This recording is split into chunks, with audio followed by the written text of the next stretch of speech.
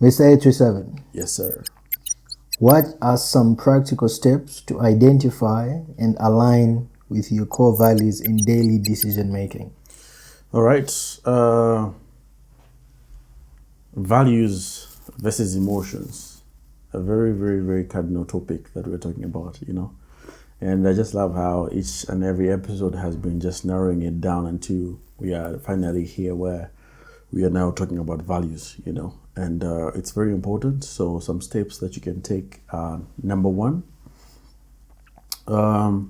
self reflection. I believe it's very important to be in a space where you're spending more time with yourself and you get to understand and know yourself better. Like people are afraid of spending time with themselves. I think that's one thing I've come to learn and understand. I think I struggled with that for a while and a long time because every time when you sit alone, I feel like there's a lot that comes. Like you start thinking about so much and it makes you feel uncomfortable.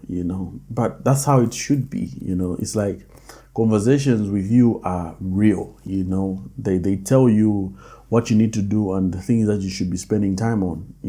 So people tend to run away from spending more time with themselves. They would rather spend time with other people. It's not a bad thing, but by the end of the day, the most important person you'll be spending more time with is yourself, because you start to understand and align with yourself, and you start learning all these things about yourself. So the second one is list your values. How when you like, once you get into a company, right, there are core values. They'll give you the core values of the company. These are things that will guide you, and they're like set of values that are going to, shape and align when you want to go out of line. When they tell you here, we love people being on time. You have to be on time. You just don't wake up and come at whatever time that you feel like.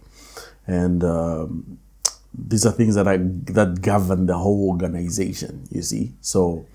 I believe even as an individual, you need to list certain values that are more aligned with your purpose and what you want to do with your life. So it's very important to be in a space where you write them down, and make sure that they are rooted in whatever that you're doing.